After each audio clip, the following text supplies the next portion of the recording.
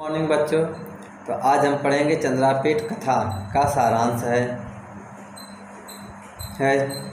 यदि आप हमारे वीडियो को लाइक और सब्सक्राइब नहीं किए तो लाइक और सब्सक्राइब जरूर कर लीजिएगा।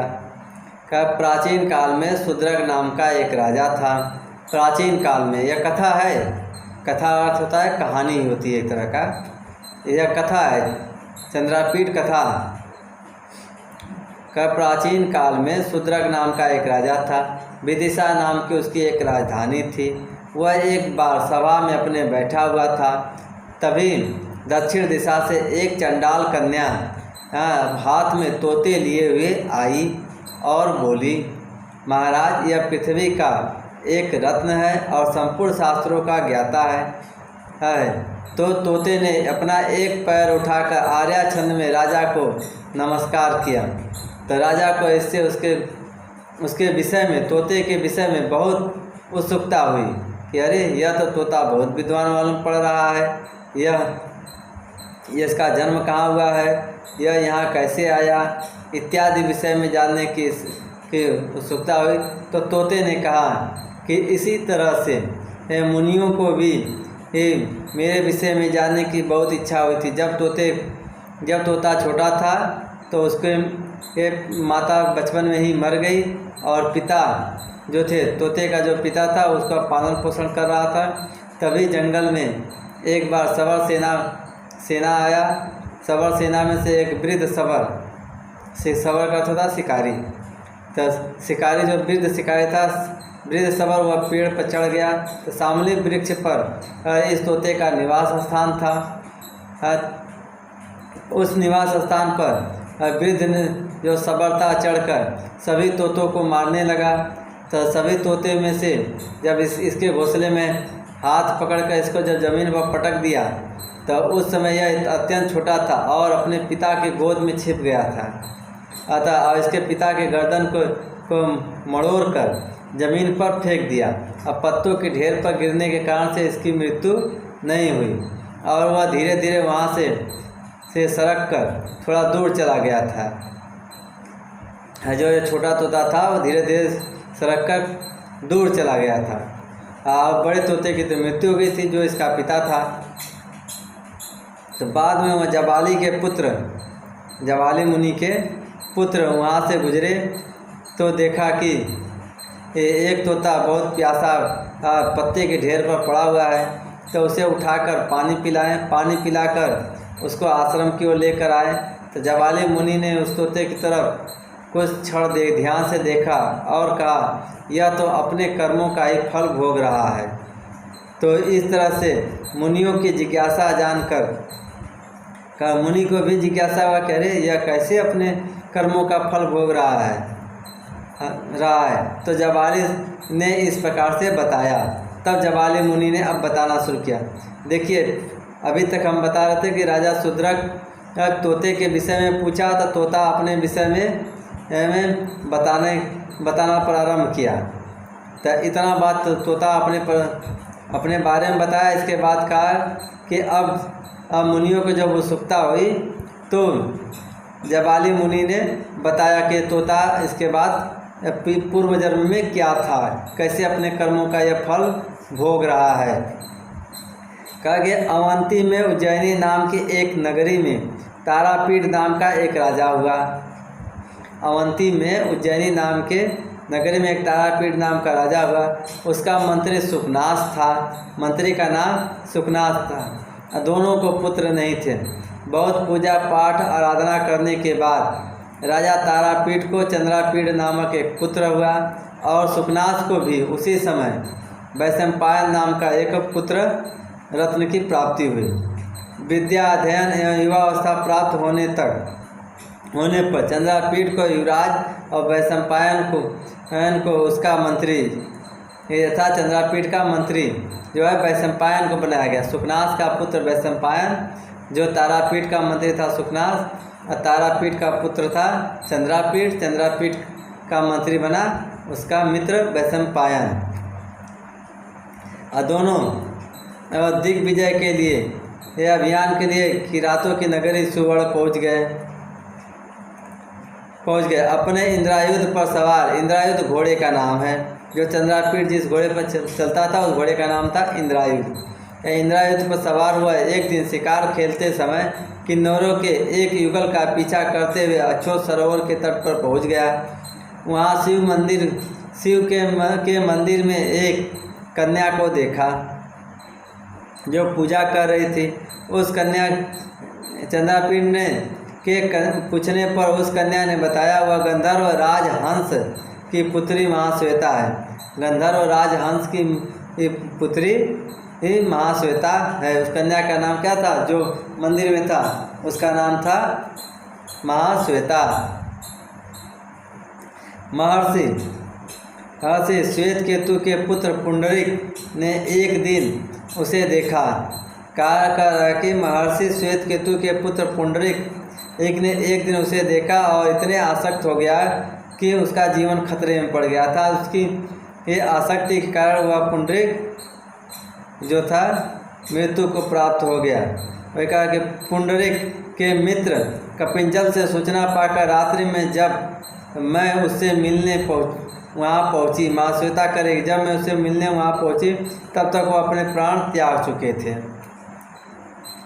जब पुंडरीक का जो मित्र है कपिंजल था, पुंडरीक का मित्र जो था वो कपिंजल था। वो अपने मित्र के ऐसी हालत दशा को देखकर वह रात्रि में ही महाश्वेता के पास पहुंचा और बताया कि हमारे मित्र पुंडरीक का हालत बहुत ख़राब है, चलिए आप उसे देख उसके ये संतप्त को तृप्त कीजिएगा।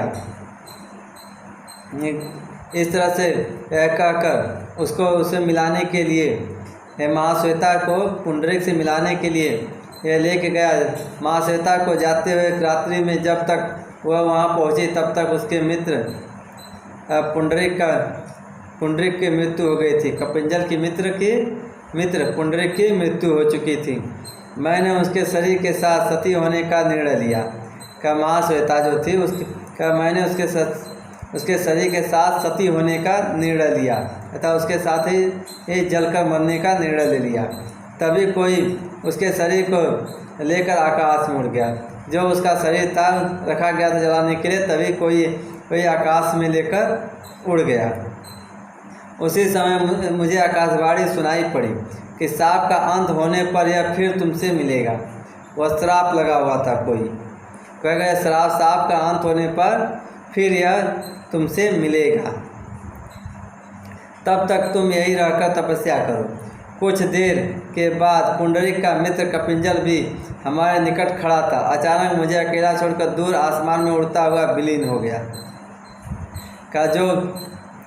जब उसका शरीर उड़ रहा था, पुंडरीक का जब शरीर कोई लेकर आकाश में उड़ रहा था, तभी कपिंजल भी उसके पीछे दौड़ा और उसके साथ आकाश में ही उड़ गया। अचानक वो भी जो था कपिंजल वो भी गायब हो गया। महाश्वेता अपनी आप बीती चंद्रापीठ को सुनाकर उसका उचित अतिथि सत्कार किया। महाश्वेता एक दिन चंद्रापीठ को साथ लेकर अपने प्रिय सखी कादम्बरी को समझाने के लिए हेमकूट गई। सखी के दुख से प्रभावित होकर कादम्बरी विवाह नहीं करना चाहती थी। कहा कि जब मित्र के ही शादी नहीं हो रही है तो मैं भी शादी नहीं करूंगी। इस तरह से कादम्बरी ने महाश्वेता को वचन दिया था, किंतु महाश्वेता के साथ पहुँचे युवराज चंद्रापीठ को देखते ही वह उस पर आसक्त हो गई। कहा कि किंतु महाश्वेता के साथ पहुँचा युवराज कौन था? चंद्रापीठ को देखते हुए उस पर आसक्त गई। कुछ दिनों के उपरांत अपनी सेविका पत्र लेखा को वहीं रुकने के लिए कहकर चंद्रापीठ अपनी सेना में लौट आया। तभी अपनी सेविका पत्र लेखा थी। उसी समय वैशंपायन सेना लेकर पहुंच चुका था। महाश्वेता ये पत्र लेखा उसकी सेविका थी। ये पत्र लेखा जो थी यह कुतुल राजा की पुत्री कन्या पत्र लेखा थी। कुतुल राजा था, उसको हराकर तारापीठ ने हराकर बंदी बना लिया था और उसकी पुत्री को दासी बना लिया था। तो वही थी इसका पान ढोने वाली, ये थी पान ढोती थी इसकी चंद्रापीठ की। तो वह सेविका थी, पान धोने वाली सेविका जो थी वह पत्र लेखा थी। उसे वहीं रुकने के लिए कहकर चंद्रापीठ अपनी सेना में लौट आया। किंतु वहाँ आए पत्रवाहक से मिले पत्र को पढ़कर वैशंपायन एवं सेवक को पत्र लेखा के साथ जाने का आदेश देकर अपनी राजधानी लौट आया। कहा किंतु वहाँ आए पत्रवाहक से मिले, पत्रवाहक एक आया वह मिला तो उसे पढ़कर वैशंपायन और सेवक पत्र लेखा के साथ जाने का आदेश देकर अपनी राजधानी लौट आया। कहते तुम लोग भी जाओ और अपना राजधानी लौट आओ। कुछ दिनों के बाद एक दूत के माध्यम से कादम्बरी का संदेश पाकर वैशंपायन की खोज के बहाने चंद्रापीठ कादम्बरी से मिलने चल पड़ा। कादम्बरी से मिलने के लिए वैशंपायन की खोज के बहाने चल पड़ा। यात्रा के बीच में ही चंद्रापीठ को जानकारी प्राप्त हुई कि अछोत सरोवर के किनारे वैशंपायन पड़ा हुआ है, वह वापस आना ही नहीं चाहता है। जो वैशंपायन था अछोत सरोवर के किनारे ये था, वह इसने महाश्वेता को देख लिया था और उस पर आसक्त हो गया था। इस कारण से वह वहाँ से अछोत सरोवर से निकलना ही नहीं चाह रहा था, वहाँ से वापस ही नहीं आना चाह रहा। चंद्रापीठ के वहाँ पहुँचने पर महाश्वेता ने उसे बताया कि वैशंपायन ने उसके प्रति दुर्व्यवहार किया है। वैशंपायन जो था वह उसके प्रति अकेले देखकर दुर्व्यवहार किया है, जिसके कारण उसने उसे सुख हो जाने का श्राप दे दिया। अब महाश्वेता ने क्या किया, उसे सुख होने का श्राप दे दिया कि जाओ तुम सुख हो जाओगे, तोता बन जाओगे। और वही वैशंपायन जो जब उसकी मृत्यु हुई तो वो क्या हुआ, सुख हो गया इसी जन्म में, वो तोता बन गया। इसीलिए उसे संपूर्ण शास्त्रों का ज्ञाता था और आर्य छंद में बोलने वाला था। चंद्रापीठ इतना सुनते हुए वहीं गिरकर मर गया। चंद्रापीठ वैशंपायन से इतना स्नेह करता था कि वो इतना बात जब सुना कि सुख हो गया, उसका मित्र मर गया है, तो यह भी वहीं गिरकर मर गया। यह दृश्य देखकर पत्र लेखा भी इंद्रायुध को लेकर अछोत सरोवर में कूद पड़ी। जब पत्र लेखा थी वो इतना देखकर इंद्रायुध को लेकर अछोत सरोवर में कूद पड़ी। इंद्रायुध वही है जो पुंडरीक का मित्र कौन, कपिंजल था। कपिंजल जो था पुंडरीक का मित्र, पुंडरीक है वैशंपायन हुआ, पुंडरीक का मित्र कपिंजल था, वो भी मर गया था उसी समय पुंडरीक के साथ। तो यह अपना घोड़े के रूप में इंद्रायुध बन गया था।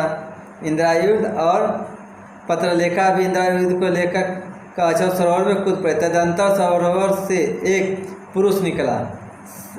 सारी कथा कादम्बरी या महाश्वेता को सुनाकर सारी कथा एक पुरुष निकला जो घोड़ा कूदा था, वो पुरुष के रूप में निकला। सारी कथा कादम्बरी और महाश्वेता को सुनाकर दोनों को अपने प्रेमियों से पुनर्मिलन के लिए आश्वस्त किया। कहा कि वो जब निकला, घोड़ा जब मर गया तो वो निकला तो कहा कि कादम्बरी और महाश्वेता, चंद्रापीठ और यह जो वो है वैशंपायन, यह फिर तुम्हें मिलेंगे। अर्थात वैशंपायन ही पुंडरीक था, पुंडरीक फिर से तुम्हें मिलेगा। और चंद्रापीठ जो था वह चंद्रमा था, तो वह चंद्रमा भी मिलेगा। इसके बाद देखिए, तदंतर सरोवर से क्या राजा शूद्रक शुभ के मुख से इतना सुनते ही मृत्यु को प्राप्त हो गया। राजा शूद्रक का भी श्राप का जो समय था वह पूरा हो गया था। इतना सुनते ही वह भी मृत्यु को प्राप्त हो गया। इस घटना के बाद चंद्रापीठ ये जीवित हो गया और फिर चंद्रलोक से पुंडरीक भी आ गया। चंद्रापीठ भी जीवित हो गया और फिर पुंडरीक भी आ गया। या पुंडरीक और चंद्रापीठ का एक समय था, चंद्रापीठ और वैशंपायन का एक समय था, तो यह भी जीवित हो गया। क्योंकि चंद्रापीठ से स्नेह करती थी कादम्बरी और महाश्वेता स्नेह करती थी पुंडरीक से, तो और ये दोनों फिर से क्या हुए, जीवित हो गए। परिणाम स्वरूप चंद्रापीठ का कादम्बरी के साथ और पुंडरीक का महाश्वेता के साथ विवाह संपन्न हो गया। परिणाम स्वरूप और दोनों का क्या हुआ कि चंद्रापीठ का कादम्बरी से और महाश्वेता का पुंडरीक के साथ विवाह संपन्न हो गया। बस यही कथा है, चंद्रापीठ कथा। अब अगले दिन हम लोग अगले वीडियो में अब चंद्रापीठ कथा प्रारंभ करेंगे। चरित्र बचा हुआ है बच्चों, चरित्र को कुछ कथा कहानी के बाद हम आप लोगों को चित्रण करा देंगे। ठीक है, तो धन्यवाद बच्चों। यदि आप हमारे वीडियो को लाइक और सब्सक्राइब नहीं किए तो ज़रूर कर लीजिएगा। अगले वीडियो में फिर मिलेंगे।